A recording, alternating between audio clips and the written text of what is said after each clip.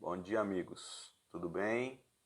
Sejam bem-vindos para mais um estudo do livro Ceifa de Luz, esse estudo que a gente faz todos os domingos, às 8 da manhã, que nós tenhamos tranquilidade e paz para... Bom dia Sandra, bom dia Rose, tranquilidade e paz, né? Para a gente desempenhar as nossas tarefas. Bom dia, Ana.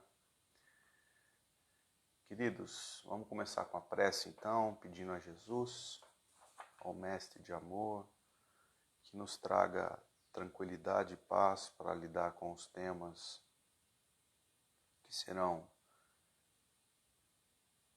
expostos nessa manhã, que possamos compreender bem vossas lições, traçar os nossos planos íntimos para executar o que nos propõe, Senhor Jesus, através dos seus ensinamentos e dos seus apóstolos que chegam até nós como luzes que partem do alto, como providência divina na terra, por todos os lados. Senhor, muito obrigado. Que assim seja. Hoje a lição é a lição número 31 do livro Ceifa de Luz, chamada Aflição. Ai, aflição. Emmanuel, nessa lição, ele faz uma menção clara e direta ao bem-aventurados os aflitos, né? Ou bem-aventurados os que sofrem. Uma passagem do nosso Evangelho segundo o Espiritismo, capítulo 5, em que Kardec desenvolve esse assunto, né, das aflições terrenas. O nosso capítulo 5 do Evangelho segundo o Espiritismo, eu não confirmei, mas eu tenho quase certeza que é o maior dos capítulos daquele livro, tá? Tudo tem um porquê, né, gente? A gente entende hoje, estudando e aprofundando um pouquinho mais na letra espírita, que tudo tem motivo, né? Não tem nada ao acaso. Virou até brincadeira dentro do espiritismo a gente brincar, falar que o acaso não existe, mas de fato não existe. Então, se nós temos um capítulo central num livro, talvez o livro mais explorado dentro da nossa doutrina, o mais lido de todos, né? É difícil a gente dizer que é o mais lido, mas talvez um dos mais lidos ou mais conhecido, né? Além do Livro dos Espíritos, o Evangelho segundo o Espiritismo. E aí você tem o capítulo que é o mais longo, né?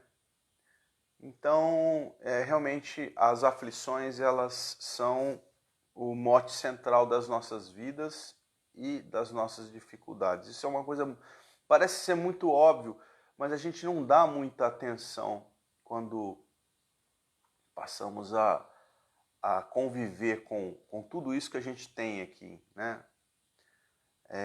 Talvez o ritmo da vida seja um ritmo tão acelerado que não dá tempo da gente fazer esse raciocínio, né? Fazer esse pensamento. Mas vamos lá. Então, aflição. A passagem que o Emmanuel, nessa publicação aqui, ó, da FEB, é a última do Ceifa de Luz, é a que a gente tem, e confesso para vocês que eu estou buscando uma mais antiga, que eu quero comparar se as mudanças que a FEB... A passagem que o Emmanuel comenta aqui nessa edição, a passagem que ele comenta é: olhai por vós mesmos, que está em 2 João, capítulo 1, versículo 8. Tá bom? Olhai por vós mesmos. Bom, isso tem uma coisa bastante interessante aqui, né? A gente foi no original grego e nós percebemos que o olhai por vós mesmos tem um problema de tradução. Porque olhai por vós chama atenção para a gente assim. Olhai por vós não te identifica um olhar para você ou um olhar externo. Não sei se vocês me entenderam. Bom dia, Joyce. Não tá explícito se você está olhando para você mesmo ou se você está olhando para algo que esteja fora de você. Né? A continuação do versículo nos dá uma pista. Então a gente foi lá, pegamos o versículo todo, o Emmanuel pegou só uma partezinha, mas a gente pegou ele todo, que diz assim: olhai você mesmo para que não destrua este trabalho, mas remuneração plena receba. O único sentido que nós vemos quando a gente lê todo o versículo, eu vou repetir: olhai você mesmo para que não destrua este trabalho, mas remuneração plena receba. Remuneração plena receba. Talvez tenha encaminhado esse versículo, essa partezinha que o Emmanuel colocou, olhai por vós mesmos, né? Para um olhar íntimo. Não está claro, a gente não pode ser leviano e sair trazendo uma interpretação que não está diretamente escrita. Tá bom, gente? Parece óbvio que eu estou dizendo que é um olhar para dentro, só que não está diretamente escrito. O literal é fundamental para a gente, senão a gente vai ficar trazendo interpretações pessoais o tempo todo, e não é essa a ideia. A ideia é aprofundar uma coisa que já existe, né? Alguém já fez isso. Né? Aqui, no caso, aqui foi João, o primeiro. Né? Depois nós tivemos outros, chegou para Emmanuel, Emmanuel transferiu isso para o papel e a gente está estudando. Então, outras pessoas já olharam para esse versículo, né? E fizeram um aprofundamento. Então, a gente tem que aproveitar isso que aconteceu e a gente ir tirando as nossas conclusões. Não sei se vocês me entenderam. Então, esse olhai é para fora ou é para dentro? Segundo o resto do versículo, nos mostra que, através de uma remuneração que nós recebamos, então, isso, olha o que a Ana diz, ó, nossa, nunca entendi assim, mas está claro, Emmanuel diz nas entrelinhas, não na linha, isso mesmo. Eu não sei se é de propósito, mas eu acredito que seja. Quando o Emmanuel coloca uma frase assim, curtinha, obviamente que ele ali fez um recorte, né, da mensagem, pegou um pedacinho e diz, olha, eu vou falar sobre isso. Tem um motivo. Só que quando você abre o versículo, você começa a compreender que a lição do Emmanuel está toda inserida no contexto. Então, por que o Emmanuel pegou só um pedacinho, colocou ali e trouxe a lição? Sendo que o contexto todo fazia mais sentido se a gente lesse. Porque ele esqueceu? Não. Não, isso não. Com certeza não. O que aconteceu? O Emmanuel exige de nós que nós também façamos a nossa parte. Isso faz mais sentido. Né? Não é que ele exige diretamente assim, você tem que fazer a sua parte. Não, mas ele nos propõe. Olha, faça a sua parte também. Né? Eu não sou o dono da verdade, eu estou enxergando sobre um prisma, mas tem mais para você recorrer. Então é isso. Bom, então, para que a remuneração plena a gente consiga aproveitá-la. Né? Então, olhe para você. Não adianta a gente ficar só percebendo o nosso entorno. Fundamental é que você olhe para você. É isso que o Emmanuel está apontando. Muito bem. Olhando para toda essa... isso está em 2 João, tá, pessoal? Acho que eu não falei, né? Isso está em 2 João, primeiro capítulo, que é o capítulo único, versículo 8, tá? João Evangelista escreveu 3 epístolas que estão publicadas no Novo Testamento. 3 epístolas. 1ª, 2ª e 3ª João. A segunda é a menor delas, só tem um capítulo. É uma mensagem muito direta, assim, muito curta, para uma das para uma das cristandades da região, que não está definida, e que ele metaforicamente chama de senhora. É muito legal de ler, tá? Recomendo a leitura completa da segunda epístola de João. Ele fala da senhora, só que é uma metáfora. Olha que coisa interessante. É uma metáfora para uma das igrejas, uma das cristandades da ocasião. E os filhos dessa senhora, que ele se refere na epístola, são os membros da igreja, né? São os fiéis, os participantes daquela cristandade. É muito legal de ler, né? E ele chama a atenção para que nesse momento, ele chama a atenção para que os filhos dessa senhora sejam mais criteriosos com aquilo que eles recebem dos tidos apóstolos que caminham entre as comunidades. Ele chama atenção para a verdade cristã. Ele diz que a hospitalidade ela deve ser estendida a todos, né? Quando se recebe um estrangeiro, por exemplo. Agora, é preciso que as ideias heréticas sejam refutadas, né? O que é herético? Herético é o que choca com a mensagem libertadora de Jesus. O termo herético, ele foi usado na Idade Média pelo catolicismo como uma forma de punição para aqueles que trouxeram a reforma protestante, tá? Isso aconteceu através dos tribunais inquisitórios. A gente tem muitas referências disso no nosso movimento espírita, né? Passagens de outras reencarnações de espíritos que voltam para contar para a gente que durante muito tempo a igreja dominando, né, a questão religiosa no mundo, principalmente na Europa, né? Europa e nas terras recém-descobertas, como o Brasil, por exemplo, né? A África também, você tinha um catolicismo incisivo, né? Determinante. Ou segue aqui a religião, ou morre na fogueira, ok? Então a heresia seria você contrariar qualquer uma dessas leis mundanas que vieram através da religião, né? Do catolicismo que era o dominante. Então, para eles, para os membros da religião católica naquela ocasião, quem eram os hereges? Quem pensava diferente. Nessa ocasião, na segunda João está chamando de heréticos, pensamentos heréticos, aqueles que são contra o pensamento do Cristo, não é contra o pensamento da Igreja Católica, mesmo porque no primeiro século não existia a palavra catolicismo.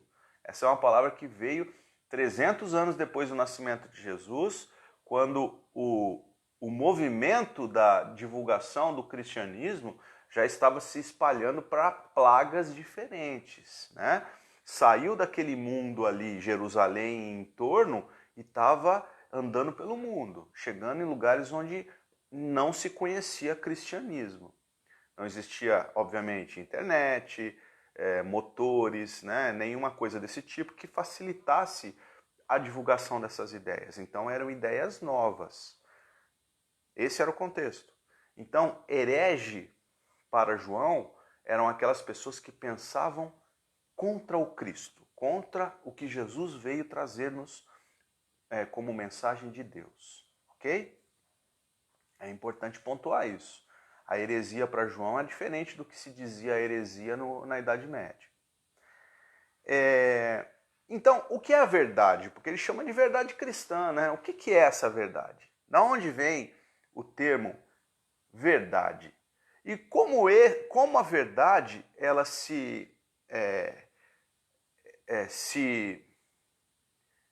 qual é a comunicação que existe entre a verdade e as aflições, né? Por quê?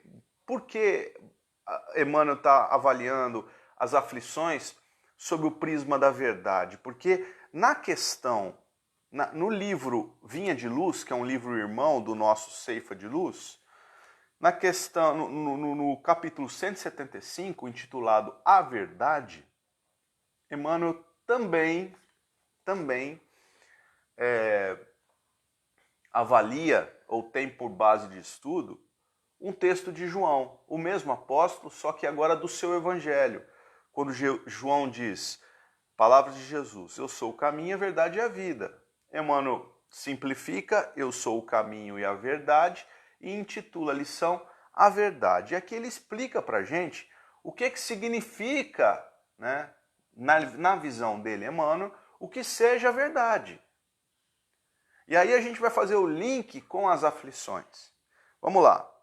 Por enquanto, ninguém se atreverá, em boa lógica, a exibir na Terra a verdade pura, ante a visão das forças coletivas. Não temos a verdade, nós temos uma pseudo-verdade. O que a religião chama de verdade é a visão de algumas pessoas a respeito do que seja a verdade que Jesus se referiu e a verdade que Emmanuel está dizendo que conhece. Tá bom? A profunda diversidade das mentes, com a heterogeneidade de caracteres e temperamentos, aspirações e propósitos, impede a exposição da realidade plena ao espírito das massas comuns. Então, os nossos sentimentos exacerbados, exagerados, todos eles, né? Ele citou alguns poucos aqui, né? Isso tudo impede, né, os nossos propósitos, isso tudo impede que a verdade venha à tona. Né? A verdade, por exemplo, das nossas aflições. Muitas vezes se diz assim, ora, se é provas e expiações, então ou eu tenho que passar por evolução coletiva, ou eu tenho que passar por provas ou impedimentos, né, que eu causei a mim mesmo em momentos passados. Mas não é bem assim. Nós temos aqui um caminho dificultado pelas nossas próprias reações. Por isso que a gente não enxerga a verdade plena, né, do que seja essa mensagem tão bonita e simples que Jesus veio nos trazer. É um pouco complexo o assunto, não é muito simples avaliar os termos. Porque, gente, aflições, falar de aflições não é muito simples. Né? Não tem essa matemática. Porque o sentimento das pessoas, ele caminha junto com a razão. Né? Você pode dizer assim, ora, a vida continua após o túmulo. É isso que a gente tem notícia. Todos os dias nós espíritas temos essa notícia.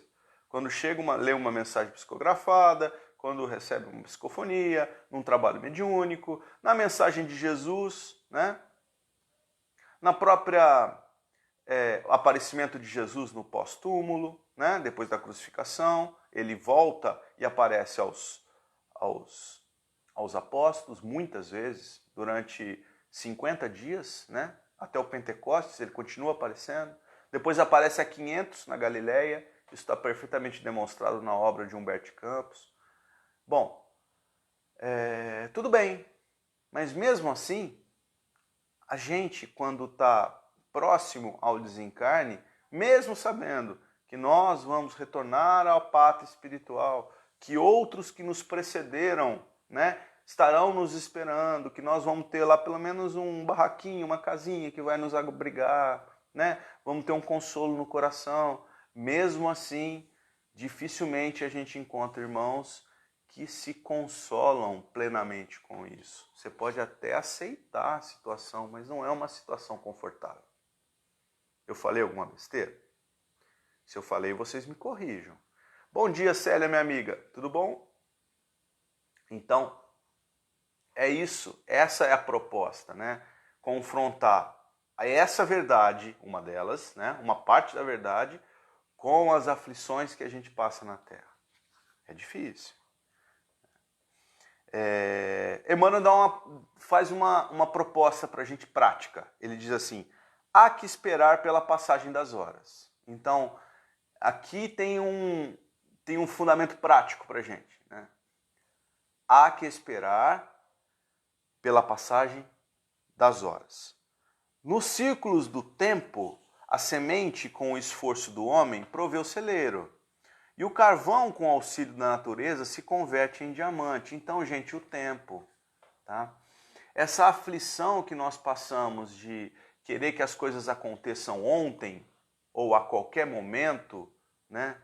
Sob qualquer pressão, em qualquer situação, não é uma situação natural, né?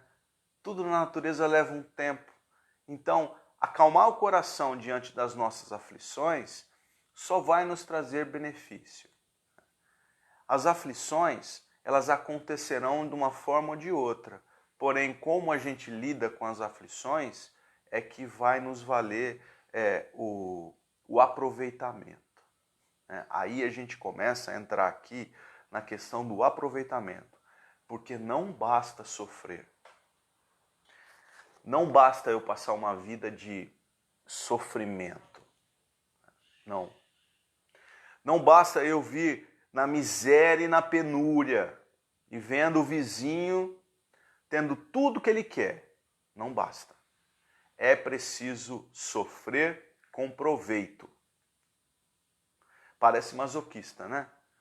Isso é bem do nosso movimento espírita, né? E nós entendemos isso de um jeito errado, né? E Emmanuel explica aqui, por causa do nosso sentimento exagerado. Então sofrer é bom? Não, não é isso que nós estamos dizendo. Mas nós estamos dizendo que nós sofreremos. As aflições são inerentes à vida humana, como as alegrias também. Essa história que a felicidade não é aqui, eu não concordo. Não sei vocês. Nós temos muitas alegrias, sim, senhor. Nesse momento eu estou tendo uma alegria tremenda, porque nós temos aqui 6 pessoas nos assistindo. Isso é muito bom. Eu estou falando para 6 pessoas. Nós hoje estamos os 7 sentados aqui em volta da mesa do café da manhã aqui da minha casa. Estamos conversando. Eu posso escutar os pensamentos de vocês nesse momento. Isso é muito gostoso. Isso para mim é uma alegria. Eu não sei se para vocês também é. Acredito que sim, porque acordar cedo no domingo para me escutar. Então, tem alegria, sim, senhor. Tá? Claro que tem. Então, o Emmanuel, nessa lição, falando da verdade, ele nos coloca diante desse ponto. É preciso dar tempo ao tempo, né? A natureza, ela caminha de uma forma assim, sem parar, né? Ela não para. Ela vai assim, um passo por vez, né? Um passo por vez. E para a gente caminhar feliz junto a ela, né? Junto à natureza, é preciso também dando um passinho por vez. Então, assim, coloca a sua aflição dentro do que ela cabe, tá? A gente vai pegar essa nossa definindo, dói, tá bom. Mas ela não vai prejudicar a minha vida toda. Ela vai me prejudicar uma parte da minha vida, tá bom. Então eu vou deixá-la aqui. Então, ali eu tenho controle sobre ela. Basicamente é isso que o Emmanuel está pedindo. Dá tempo ao tempo. Voltamos. Então, eu estava falando sobre dar tempo ao tempo, né? Desculpem.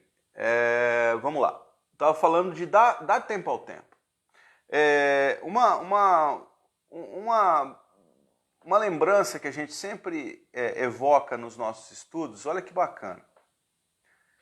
Pensa você, uma aflição que você tinha há 5 anos. Cada um pensa, né? Uma dificuldade grande, qualquer uma que seja, gente, material, psíquica, de relacionamento, qualquer tipo de dificuldade, tá? Você tinha há 5 anos, não faz muito tempo assim, 5 anos foi ontem, tá? Muito bem. Passaram-se 2 anos dessa aflição que estava tirando o seu sono. Já foi 3 anos atrás. Aí, mais 2 anos. Foi o ano passado, então, quando começou a história da pandemia, né? Mais forte. Agora, na atualidade, hoje, domingo, essa aflição que você estava passando há 5 anos, ela continua? Ela existe? E se existe, ela tem para você a mesma repercussão? Ela gera as mesmas emoções em você? Eu espero que não. Mas a resposta para isso é sempre ou quase sempre negativa quando a gente faz essa reflexão do que era muito aflitivo para a gente há alguns anos e na atualidade passou ou modificou-se bastante. Você aprendeu a lidar com essa dificuldade. Então, assim, para nos dizer e nos mostrar que as aflições, elas são passageiras, né? Pode ser que elas mudem. Hoje o que me aflige é outra coisa. Então, assim, como lidar com as aflições? Dê o tempo ao tempo, né? Faça o que você puder. Depois de ter feito o que você pode, espera, não tem outro jeito, né? Tem que aprender a conviver com ela. Tem uma outra coisa importante também, que é uma pitada aqui nesse caldeirão, que é uma reflexão, tá? Tirado também da lição do Emmanuel. Abre aspas. Entretanto, se o caminho terreno é a nossa prova salvadora, somos em nós o grande problema da vida. Uma vez que estamos sempre interessados na deserção do trabalho difícil que nos conferirá o tesouro da experiência. Essa aflição, essa dificuldade, se for bem conduzida por nós mesmos, ela vai se tornar experiência. E Emmanuel chama a experiência de tesouro, né? Pela experiência, nós nos tornamos melhores. Pela experiência da dor, nós nos transformamos, mas não basta sofrer, é preciso que se sofra com proveito. Essa é a mensagem espírita, né?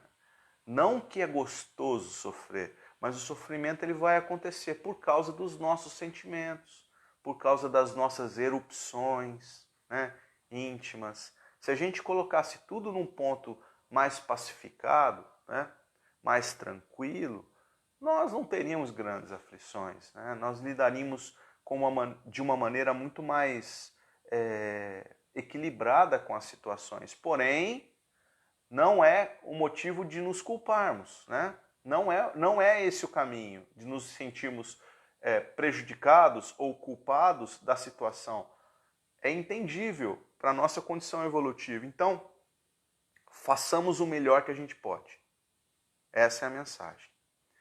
Gente, eu vou ler então o capítulo 31 e a gente finaliza, tá bom? Cada criatura retorna à terra com a aflição que lhe diz respeito às lides regeneradoras. Aflição que nos expressa o passado renascente ou nos define o débito atuante na contabilidade divina. Aqui é a enfermidade que o tempo trará inevitável. Ali é a condição social, repleta de espinhos. Acolá é o templo doméstico, transformado em cadinho de angustiosos padecimentos. Além é a tarefa representativa em que o estandarte do bem comum exige de nós os mais largos testemunhos de compreensão. Em toda parte, encontra a criatura a aflição quando vista por ensinamento bendito, propondo-lhe as mais belas conquistas espirituais para a esfera superior. Entretanto, o entretanto do Emmanuel, e eu já li essa frase, né? Se o caminho terreno é a nossa prova salvadora, somos em nós o grande problema da vida. Uma vez que estamos sempre interessados na deserção do trabalho difícil, que nos conferirá o tesouro da experiência. Ele nos chama a atenção de que somos trânsfugas do dever, né? Nos afastamos do dever que nós mesmos buscamos para nós. Achamos-nos sempre à caça de consolação e reconforto, não é isso? Disputando escusas e moratórias, com que apenas adiamos indefinitivamente a execução dos serviços indispensáveis à restauração de nós mesmos. Saibamos valorizar a nossa oportunidade de crescimento para um mundo maior, abraçando na aflição construtiva, né, com o bem suportado, né, da jornada, o medicamento capaz de operar-nos a própria cura ou recurso suscetível de arrojar-nos os mais altos níveis de evolução. Aí ele entra num ponto em que ele clama aqui, ou mais, ele evoca as lições do capítulo 5 do Evangelho segundo o Espiritismo, principalmente a primeira das mensagens das instruções dos Espíritos, que são as mensagens psicografadas da época da Sociedade de Paris, né, e nas suas sociedades co-irmãs, que Kardec organizou e colocou no Evangelho segundo o Espiritismo. A primeira mensagem, se vocês forem lá, é de Lacordaire. É uma mensagem belíssima em que ele fala que não basta sofrer. E aqui o Emmanuel diz, não bastará sofrer. Ele está fazendo coro com essa mensagem do Lacordaire, né? Não bastará sofrer. É preciso aproveitar o concurso da dor, convertendo-a em roteiro de luz. Não é masoquismo, né? Não é provocar o próprio sofrimento, mesmo porque lá para frente São Luís responde, no capítulo 5 do Evangelho, segundo o Espiritismo, São Luís responde a umas questões que Kardec propôs, né, a respeito do sofrimento e da aflição provocada, né? Então, assim, não adianta a gente a qualquer custo achar que vai evoluir. É preciso o tempo, né? É preciso colocar um passo por vez na senda. Essa calma e essa paciência para lidar com as nossas aflições, ela é fundamental para que nós saiamos vitoriosos dessa situação em que nós nos encontramos hoje, que é uma situação boa, gente. Nós estamos encarnados num momento ímpar para o nosso orbe. O orbe está passando a vibração de um lado para o outro. Por isso, os movimentos tão conturbados na área da política, na área social, na área educacional, na área do sentimento, do convívio familiar, do convívio social. Por isso, toda essa bagunça, né? São movimentos exteriores, as pessoas estão aparecendo como elas são. Nós todos, quanto humanidade, estamos aparecendo como nós somos de verdade. A proposta de Jesus é uma proposta psicológica, não é uma proposta externa, é uma proposta interna. É para nós, segundo o apóstolo João, olharmos para nós mesmos. Aí agora nós fizemos o link com a frase, olharmos para nós mesmos. Já que nós não conseguimos olhar para nós mesmos no quarto escuro, conforme Jesus recomendou, quando fizermos a prece, nos fecharmos num quarto, não é num quarto físico, é em nós mesmos. Fazemos a própria reflexão de como estamos lidando com as coisas da vida. Eu estou ajudando as pessoas? Eu estou sendo solidário? Ou eu estou prejudicando o próximo e a mim mesmo por consequência? Então, quando nós nos fechamos num quarto para fazermos essa avaliação, essa autoavaliação, não deu certo, né? Porque eu não vi nada, porque eu olhei para mim mesmo de uma maneira vaidosa, de uma maneira orgulhosa, e não achei que eu tinha nada melhor para fazer por mim mesmo, nem pelo próximo. Eu já fazia muito, só que aí veio o movimento, né? Esse movimento, esse tempo de agora, colocando tudo que a gente tem para fora. Mais externo impossível. Então, agora não tem mais jeito, eu não uso mais os olhos do espírito para ver, eu uso os olhos da carne. Eu olho de verdade e processo tudo que eu estou vendo, tudo que eu estou ouvindo, tudo que eu estou mastigando. Essa é a proposta de Jesus. Ela agora se tornou mais enfática e mais incisiva. Ou vai ou racha. Colocados desse modo, entre as provações que nos assinalam a senda de cada dia, usemos constantemente a chave do sacrifício próprio, em favor da paz e da alegria dos que nos cercam. Porque somente diminuindo as provações alheias, olha gente, olha o que o Emmanuel chama a atenção, somente diminuindo as provações alheias é que conseguiremos converter as nossas em talentos de amor para as bem-aventuranças imperecíveis. Vamos repetir? Isso vale a pena. Somente diminuindo as provações alheias é que conseguiremos converter as nossas em talentos de amor para as bem-aventuranças imperecíveis. Então tem outro caminho. Ele ensinou dois. A primeira é paciência, né? Pegar a sua aflição, colocar no ponto que ela fique ali, que você consiga conviver com ela de uma maneira paciente. O tempo vai te ajudar. Então esse é o primeiro ponto. E o segundo é eu ajudar o próximo. Não tem outro jeito. É a única receita possível para a evolução. Paciência e ajuda alheia. Ok? Então deixa a mensagem pra gente, refletir bastante. Um ótimo domingo para vocês. Obrigado por vocês estarem aqui. A gente se vê no próximo. Beijos!